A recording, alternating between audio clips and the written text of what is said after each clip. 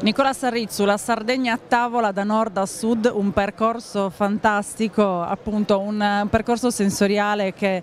tocca soprattutto il cibo. Sì, territorio Sardegna, proprio qua alla BIT abbiamo cercato di portare naturalmente i nostri prodotti e quindi trasformarli naturalmente poi alla fine in piatti tipici anche dell'isola, quindi ricostruendo quella che è la tradizione sarda nelle sue componenti essenziali che vanno dai salumi della Sardegna, quindi ripercorrendo il percorso naturalmente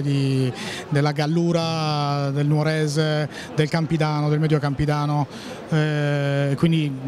per arrivare naturalmente anche ai piatti tipici dell'isola che sono i curungiones, fatti dagli artigiani sardi, in questo caso naturalmente da Arzana, quindi un prodotto ricercato per arrivare fino alla carne, il nostro bue rosso del Montiferru, che è una nostra carne importante che viene apprezzata oramai da chiunque, alla capra brasata, il cannonau invecchiato, naturalmente abbinato anche a dei contorni, delle lenticchie di lula e di las plassas,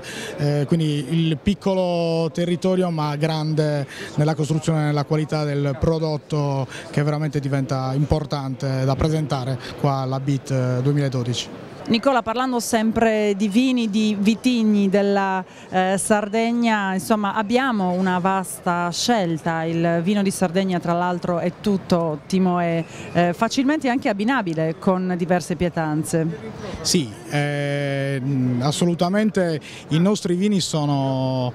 particolarmente stimati oramai ovunque, i nostri vitigni, io parlo dai bianchi, dal Vermentino, per dire al Nuragus, quindi i vermentini di Gallura, i vermentini del Campidano, al Nuragus, quindi che prende invece il Medio Campidano, per arrivare ai nostri rossi che sono i Carignano, che poi i Cannonau, insomma abbiamo una gamma amplissima di vini che veramente ci vengono riconosciuti e hanno avuto anche dei riconoscimenti al Vinitaly del 2011 e sicuramente quest'anno non tarderanno. Abbiamo tante cantine che stanno emergendo, che fanno prodotto di qualità, fortunatamente il vino oramai anche le bottiglie sono limitate, quindi vuol dire che il vino è vero e questo è molto importante perché ci sono delle realtà in Sardegna che continuano a emergere, continuano a diventare sempre più importanti e rappresentano comunque un punto di riferimento per le pietanze.